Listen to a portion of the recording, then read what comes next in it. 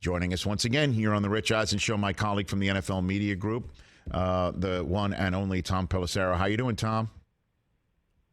Rich, if I can for a second, paint you the picture of how we got and then had the Odell Beckham Jr. news yesterday. Go for it. I had been on spring break with my kids in Orlando, did Disney World and all that good stuff. We were at the airport awaiting boarding and got a text from sources who shall remain nameless saying, check Odell's Instagram. I've had alerts on for Odell on his Instagram for about 14 months, have clicked on, I'd safely estimate 3,000 different Instagram stories. I've known basically everything going on in his life, far more than I know about anybody that I actually interact with on a daily basis. But because this was tweeted from his kid's Instagram account that's run by Odell and his partner, did not get the alert, so go there, see the photo of said child in the Lamar jersey, and then begin frantically making calls and texts while my kids are going, Dad, can we watch this on the plane? I'm like, just 1 second. Give me a second. And, within 5 minutes, of course, we had the full numbers on everything on what is a very legit deal. There was a lot of speculation about what Odell is going to command after this long of a layoff, after really playing football on a limited basis, going all the way back to 2020 when he tore the ACL for the first time. But the answer is that the Ravens stepped up $15 million, the at least that he's going to make this year, most of that in the signing bonus, can earn another $3 million. I know what the incentive levels are. They're very reachable.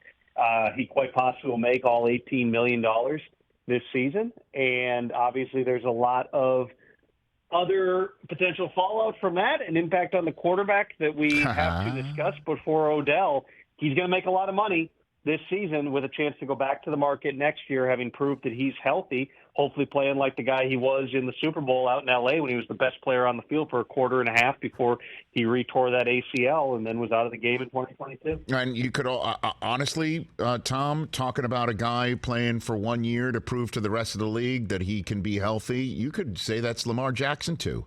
And he, in my mind, was no doubt the target audience for this signing of Odell Beckham Jr., and they couldn't have asked for a better way to communicate it to Lamar than to have Odell's beautiful baby dressed in his jersey and the Lamar Jackson number 8 right there on the Instagram and a Ravens hat, that this is the perfect way for the Ravens to communicate to Lamar to say, come home.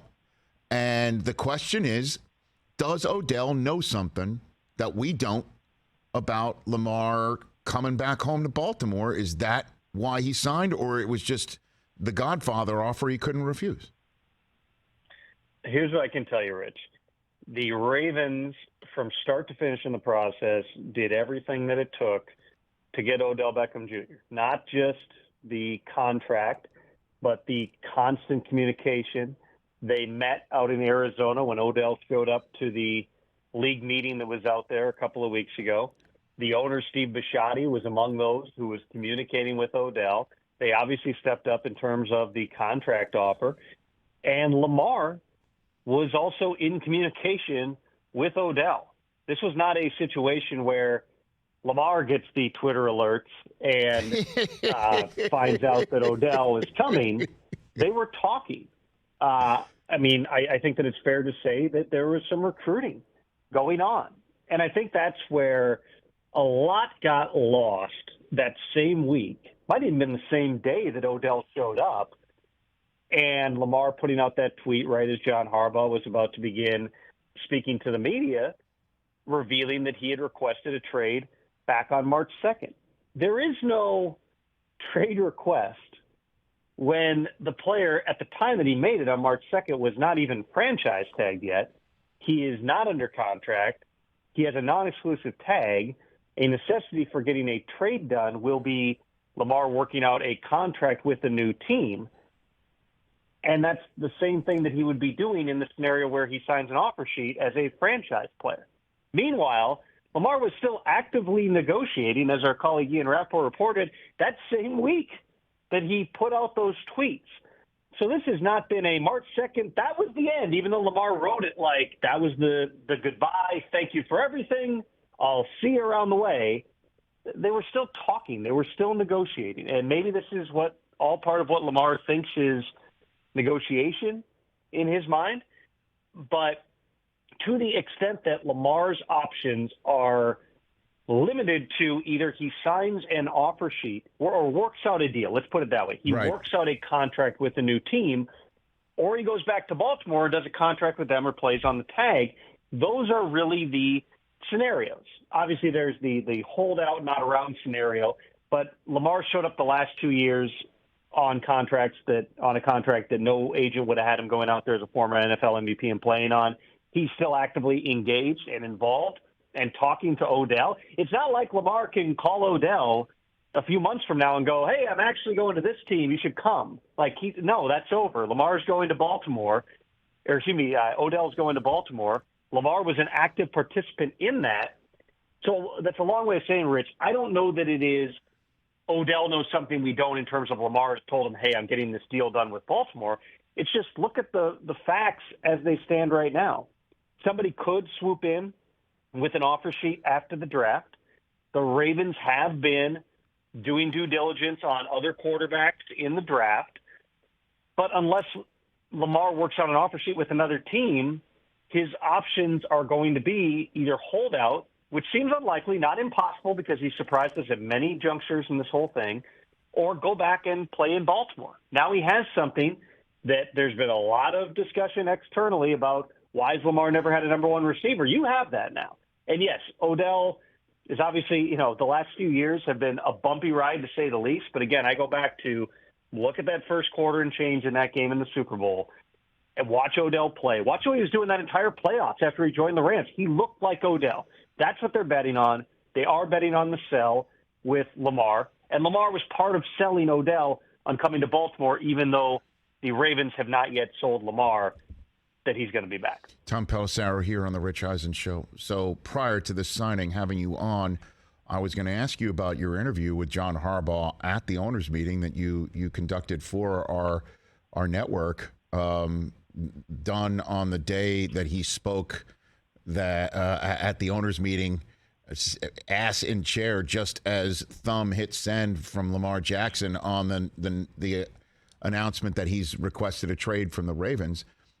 And now with the signing and what you just said, Tom, are you saying that when you interviewed John Harbaugh on that day and John sat down in front of the whole media saying, hey, he's asked for a trade, that he knew he was and the Ravens were going to meet with Odell Beckham Jr. and knew that Lamar had already talked to Odell and Odell was talking to Lamar, and that Lamar, despite having asked for a trade on March 2nd, was already, talking to everybody, and thus the door wasn't obviously complete shut, like we were all maybe thinking it was.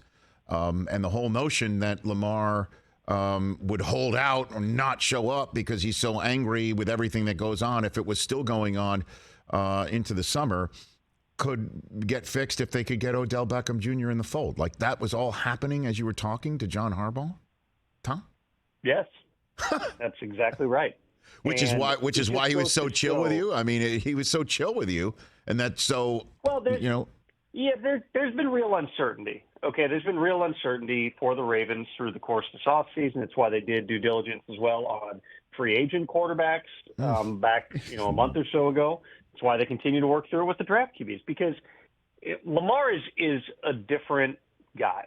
I think that everyone who has observed this saga understands that. And he also, it's well documented, does not have an agent.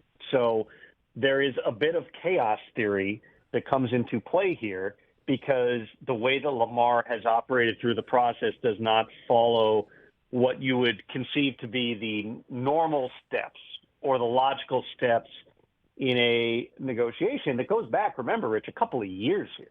The Ravens have been trying to get this done for a while, and no matter what anybody wants to believe, they have offered him at or near the top of the quarterback market. It's just not been the fully guaranteed structure that Lamar has been wanting, which is something that only two quarterbacks, Deshaun Watson and Kirk Cousins, have gotten in recent NFL history on a deal of several years or more. So to the extent that John Harbaugh was taken aback at that breakfast, and he held it together for those 30 minutes as well. I mean, he did the same thing and spoke with a smile on his face and talked confidently about Lamar. When I sat down with him that afternoon, and we talked about other things, because I think that there's more to this offseason than more to the Ravens than Lamar Jackson, even though that's obviously a driving force in it. But I asked him, okay, I assume you've had time to read the tweets now, because what he had at the breakfast was just a reporter going, hey, Lamar tweeted that he wants to trade. Your thoughts? That was how John Harbaugh found out the tweet was out there. And I just said, have you reached out to him? And he said, no, because I don't think that's the coach's place right now. And I'm paraphrasing here, but it was more or less, this is all part of the negotiation. This is all part of the business thing. If Lamar is under center in purple, he's going to be going 100%. And that's what John Harbaugh said. And remember, Rich, back in January, their postseason press conference, and John had said, is 200% chance Lamar's going to be back. We want him here. He wants to be here. I asked him, is that still true? And, the answer wasn't completely direct, which I don't blame John Harbaugh for, because, again, you're trying to read into the thoughts and the tactics of a player who's doing this his own way. And Lamar's done everything his own way through the course of his career. You go back to not hiring an agent coming out of college, having his mom as his advisor. His pre-draft process was a little bit unusual when it came to setting up visits and things like that. He has largely bypassed all the normal marketing deals and everything else, which you would think a player of his stature and his accomplishments as a former NFL MVP would be the face of all kinds of different Fortune 500 companies and shoes and everything else. Lamar has, we now know, is an investor in a little gym in a suitcase that's going to be unveiled this summer. He has a unisex cologne. He has a soul food restaurant. He has a children's book. Like, that's kind of what he's done on the business side with his career. In other words, and I think I've said this to you before, Rich, there's something refreshing about someone who doesn't think of money the way that we all generally do in society, and certainly NFL players do. On the flip side of that, he's put so much money out the door at this point that there may not be a bottom line here. It ends up being, in a lot of contract negotiations, the bottom line. Hey, this is the best we're going to do right now. Do we take the best deal possible? We've spent weeks or months, or in Lamar's case, years working on this. Do we take this deal now, or do we bet on ourselves? And you take on all the injury risk. You lose out on the time value of money. You know that the salary cap is only going up, so the same dollar tomorrow is not as valuable as it was yesterday. And in a lot of cases, especially when it's a second contract, agents are going to advise players, if it's a market standard contract, even if you didn't get everything you wanted to, you're protecting your downside by taking that deal. Lamar's not protected his downside in any way in any of this. And so, again, it's hard to judge anything going on with Lamar right now by anything other than his actions. And the most recent actions we have with Lamar are continuing to negotiate with the Ravens, being an active participant in the successful recruitment of Odell Beckham Jr., and Lamar tweeting out right after something about his soul food restaurant being closed on Easter, tweeting out the photo from him FaceTiming Odell right after the deal got done. You would look at all that and say, as you put it, Rich, well, Odell must know something. Again, I think that everybody is reading Lamar's actions here, but in terms of is something done, has Lamar given up on doing an offer sheet someplace else? Is this all over? Lamar's back in the Ravens uniform? It was never over in the first place that Lamar was gone, regardless of what he tweeted. Now we're just in a place where, the Ravens have paid $15 million, maybe $18 million to give him something that you would certainly think that he wanted in Odell Beckham Jr. Let's now see what, if any, impact that has on negotiations that have not seemed to be impacted by a whole lot over the past couple of years. Tom Pelissero, a few minutes left with my colleague from the NFL Network, NFL Insider, right here on the Rich Eisen Show. What's the holdup on Jets Aaron Rodgers? Is it just Brian Gutekunst thinking the two that's on the table from Joe Douglas might magically turn into a one if they just hold Braveheart style all the way to the end of the draft, even into Friday night, go through Thursday night with nothing happening? Is that really the way that Gutekunst is playing it, or there's another holdup that we're unaware of? What do you got?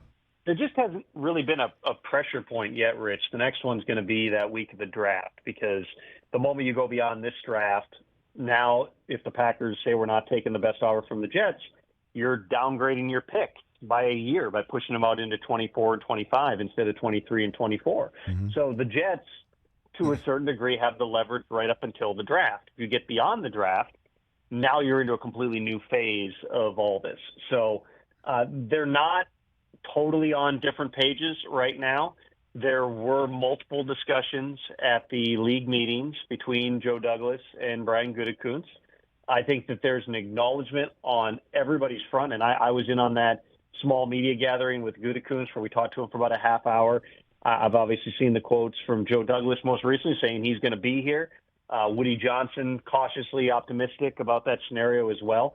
Everybody wants the same thing. I think that's the part you can't lose here. This is not they're at odds, and it's not in this regard the Brett Favre saga from 2008 where Favre wanted to come back and play for the Packers, and the Packers in essence said it's too late. You know, as Mike McCarthy once said, the train had left the station. In this case, the Jets plainly want Aaron Rodgers to be a Jet. Aaron Rodgers has said publicly he wants to be a Jet.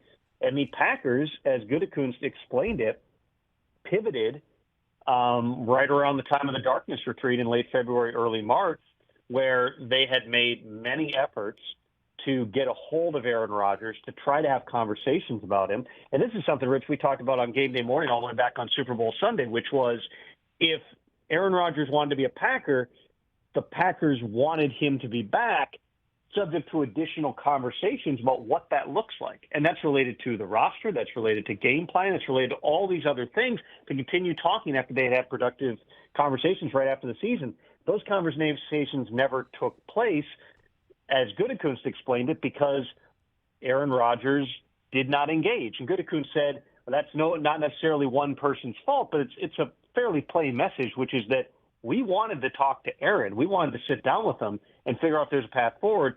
Once Aaron tacitly made his intentions clear, we had to move on. So at this point, the Packers also want to get the best deal possible for Aaron Rodgers and move forward with Jordan Love.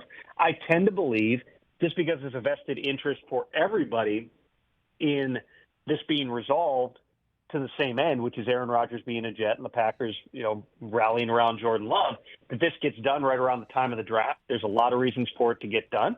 But at the same time, at this point, the Packers have had a principled stance on what they think this trade should look like.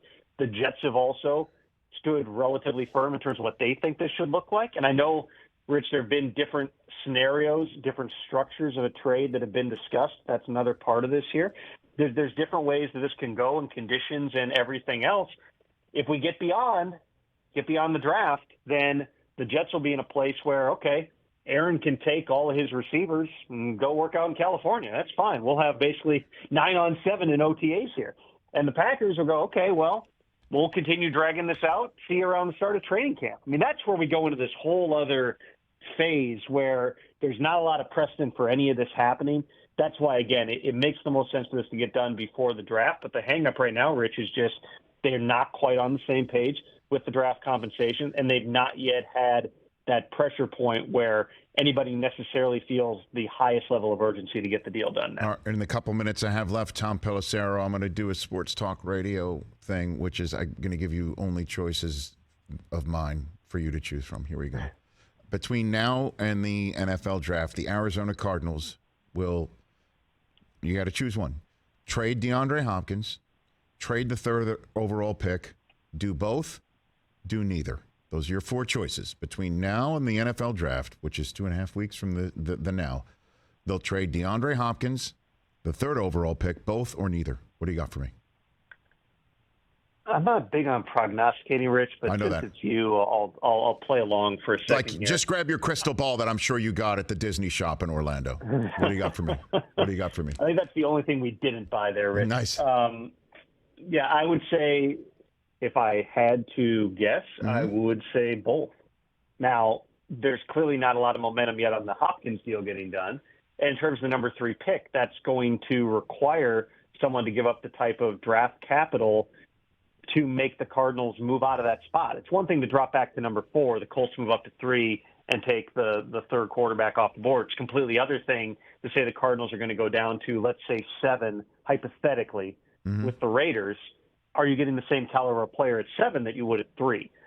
But again, if I had to guess, I would say both. But is anything imminent on either front? I'm not aware of that. Okay. And so tell me who loves Anthony Richardson the most. What are you hearing about that? It's a really good question, Rich. I was at that pro day, and the Raiders had spent a lot of time with him. They took him out to dinner the night before. They're bringing him in for a visit as well. And they've done a lot of diligence on the quarterbacks, which is interesting because if you look at Jimmy Garoppolo's contract, it's really – he's going to be the quarterback for 2 years. There's not a lot of outs in the deal. He's due like $50 million over 2 years. He's going to be there. But with Richardson, you're also getting a guy who you probably don't want to play day one. I know that people are going to look at the athletic skill set and say that that is a match to Shane Steichen coming from working with a Jalen Hurts. You get another quarterback who's really athletic, can do things outside the pocket, can do zone read, big arm, can push the football down the field. It kind of checks all those same types of boxes. But Jalen Hurts has played a lot of football at Alabama and Oklahoma. And Jalen Hurts' mindset is rare in terms of the seriousness with which he approaches the game. With Anthony Richardson, you got really 1 year of tape. And he didn't really, I talked to the head coach down there prior to the pro day who was saying, he was coming off an injury. He didn't even get a normal spring. He just kind of went out there and made things happen. I've seen, the comparisons to Cam Newton. He was the best player in the country. Or Patrick Mahomes. Patrick Mahomes was off the charts smart and had thrown like 100 touchdown passes at Texas Tech. This is a different type of a thing here. It's a classic boomer bust type of situation. I know people are going to be wowed by just the talent, and you stand there and you look at him. He's a big guy. Like, he's a big man. But this is, would you normally be talking about drafting that guy at number 3 overall? It's a challenging sell from a risk standpoint, but again, it's a quarterback-driven league. There's value in building around the young quarterback, especially if it's somebody who can be in front of him for a little bit here. It would not surprise me at all if Anthony Richardson is top 5 pick and maybe even number 3. Thank you for taking us on Mr. Pelissero's wild ride, Tom. Greatly appreciate it, sir. Appreciate it.